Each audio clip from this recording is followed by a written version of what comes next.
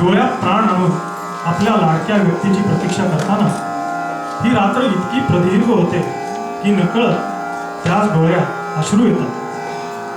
या रुसलेल्या डोळ्यांनीही लाखो वेळा ही रात्र विझवण्याचा प्रयत्न केला तरीही तिची भर कमी होत नाही. अनेक युग येतात आणि जातात, पण जीवलगांबरोबर असलेल्या छोट्या आठवणी निरंतर राहतात.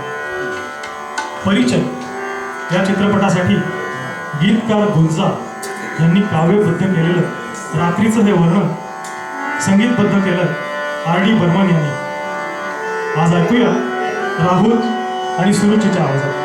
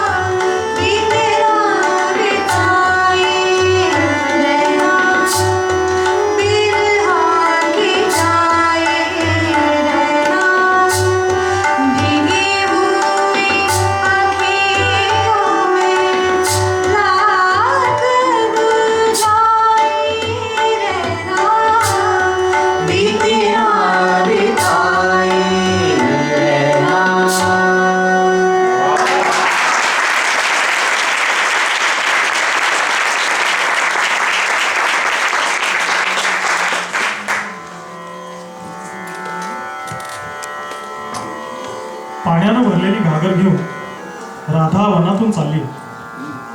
तिच्या सख्या तिच्या जवळ नाही हे पाहून कृष्ण अचानक तिच्या समोर येतो.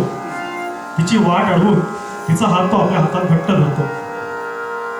लाजून असहाय्य झालेली राधा कृष्णाला विनवणी करते की माझा हात सोड आणि इथून निघून जा. आजूबाजूला गाई चरायला घेऊन आलेली गोपी राधेला कृष्णासोबत पाहतील आणि तिची चहाडी करतील. अशी विवंचना राधेला त्रस्त करते. राधा आणि कृष्ण यांच्यातील एक प्रणय प्रसंग गीतकार शैलेंद्र यांनी आपल्या शब्दात रेखाटला. तर मंडळी, कार्यक्रमाच्या शेवटी ऐकूया अनुराधा या चित्रपटातील एक गीत संगीतबद्ध केलंय रविशंकर यांनी आणि आज आपल्या पुढे सादर करते सुरुची.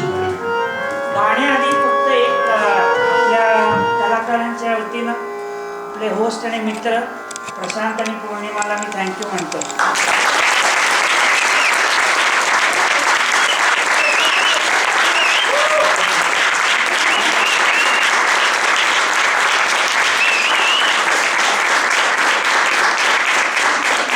प्रशांत आणि पौर्णिमानी खूप एनकरेज करून हे माझ्यासाठी केलं आहे. मी पण मनापासून थँक्यू म्हणते आणि सगळ्यांनी ज्या ज्या कुणी मदत केली आहे हे सगळं करायला, चहा टीम, स्टेज टीम, सगळ्यांना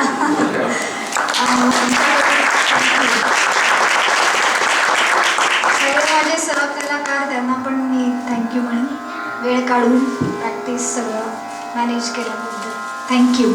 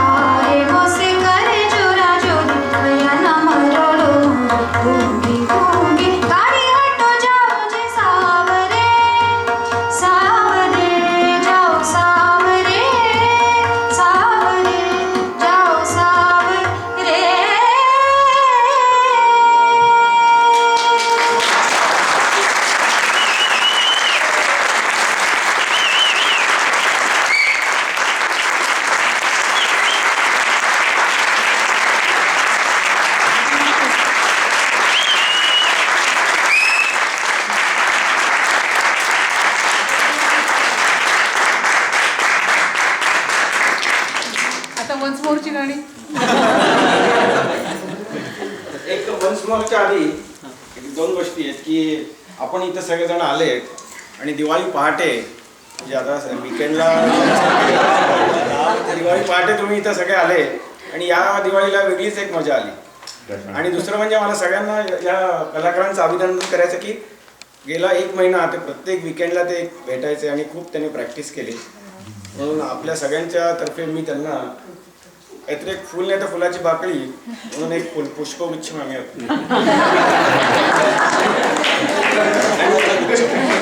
काकाने तुमच्या असू दे.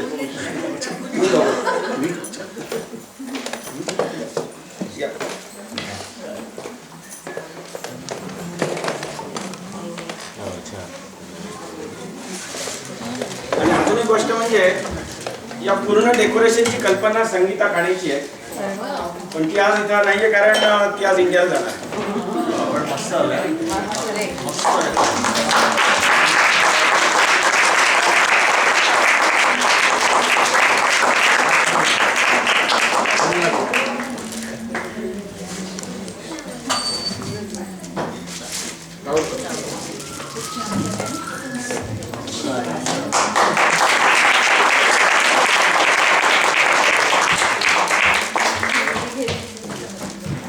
श्याम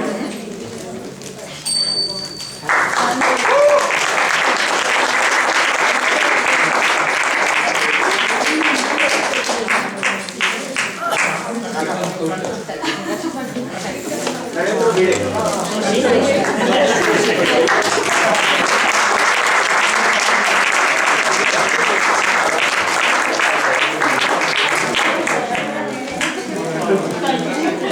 सायली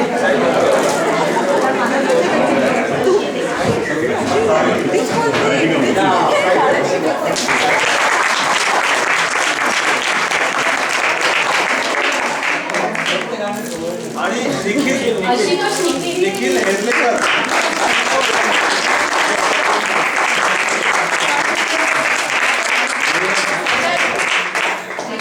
परत एकदा सगळ्यांना आपल्यातर्फे सगळ्यांचा मतपूर्वक अभिनंदन.